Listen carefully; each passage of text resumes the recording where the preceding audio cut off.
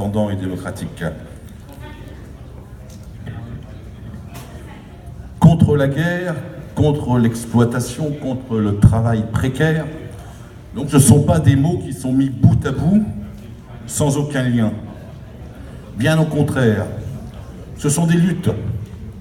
Et ces luttes ne vont pas l'une sans l'autre, elles forment un tout. Elles contrecarrent la mainmise de la pieuvre financière et capitaliste et reposent sur l'objectif de défendre la classe ouvrière par la lutte des classes, baignée par la fraternité des travailleurs qu'incarne notre entente internationaliste. La lutte des classes perdure. On a eu un témoin récemment et grâce à la victoire de nos camarades britanniques pour le Brexit. Donc, la lutte des classes continue. Mais, malheureusement, les médias, embrigadés, manipulés par la troïka financière, et plus particulièrement en Europe par l'Union européenne, minimisent celle-ci et passent sous silence les manœuvres rampantes, hypocrites de la classe dirigeante pour réduire nos conquêtes sociales et assujettir la classe ouvrière. Gardons à l'esprit, mes camarades, que la classe dirigeante n'a jamais cessé la lutte des classes, et ce, à son profit. Depuis des décennies, elle aliène la classe ouvrière à une société de consommation à outrance, par laquelle les banques s'engraissent sur le dos des travailleurs en les incitant à toujours emprunter de plus en plus.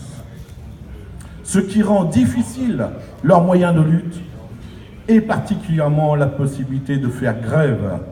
Et ceci avec la complicité des patronats qui payent leurs ouvriers avec des salaires de misère et en généralisant le travail précaire.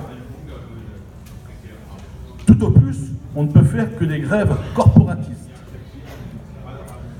Alors que, mes camarades, seule la grève générale, spectre des capitalistes, rassemblement des opprimés, pourra renverser ce système en débouchant sur la révolution.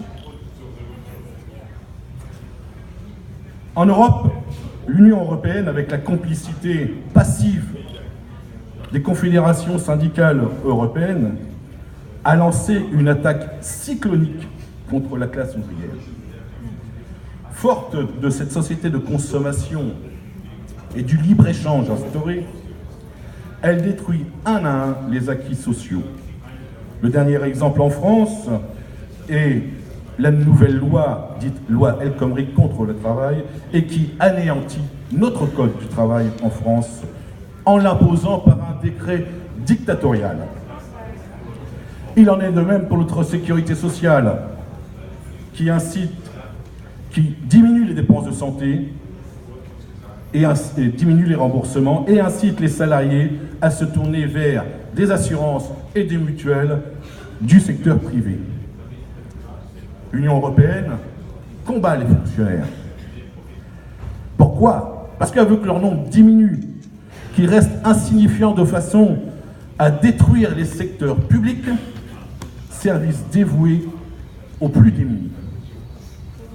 Elle territorialise les pouvoirs de décision afin de mieux les contrôler et les rendre plus accessibles aux décisions des grandes entreprises.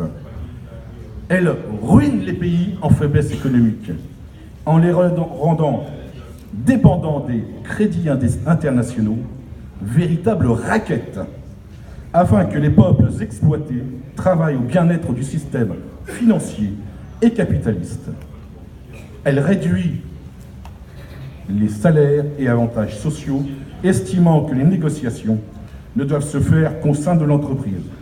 Et je ne parlerai pas ici de leur volonté guerrière, puisque notre camarade allemand, hier, l'a justement évoqué, et très fortement. Après le pain, l'éducation est la deuxième nourriture du peuple. Et là aussi, l'Union européenne intervient et étouffe les systèmes éducatifs nationaux. Elle détruit l'école du savoir, fondement en France de la République laïque et ascenseur social du peuple, pour imposer une école de compétences malléable au service des entreprises. Elle veut mettre un terme aux diplômes nationaux qui permettent aux travailleurs de discuter de leur salaire et qualifications grâce aux conventions collectives. L'Union européenne souhaite avec le patronat que ce soit l'entreprise qui décide des compétences des travailleurs. Et là encore, je ne vais pas revenir sur ce qui a été dit hier par notre camarade Schuller, qui nous a donné un exemple avec l'entreprise Amazon. Et pour bien enfoncer le clou, elle impose 8 compétences à inculquer aux enfants, dont l'une est l'esprit d'entreprise. Comme lavage de cerveau, il n'y a pas mieux. Ces exemples sont certes européens, mais ils démontrent à quel point la pieuvre financière et capitaliste est présente et continue la lutte des classes en sous-main, en faisant tout pour assouvir la classe ouvrière.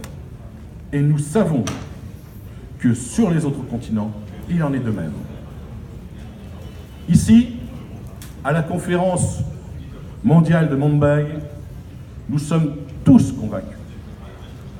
Et nous devons convaincre que cette situation ne peut plus durer, que nous devons combattre ce système en redonnant à la classe ouvrière sa force, sa fierté et ses droits afin de se débarrasser de la camisole capitaliste.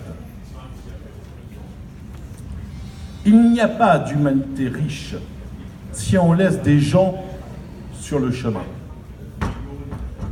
Il n'y a pas d'humanité riche si on se cache la vue.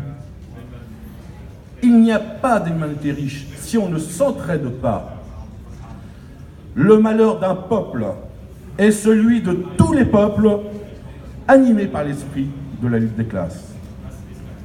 La révolution n'aboutira pas si elle ne se fait que dans un seul pays. Elle doit être internationale. Le peuple doit s'émanciper du diktat du capitalisme et du libéralisme, qui par définition sont internationaux. Cette émancipation doit se faire. Et l'entente internationale est le moyen de fédérer les travailleurs de tout pays pour que la lutte finale aboutisse. J'ai dit.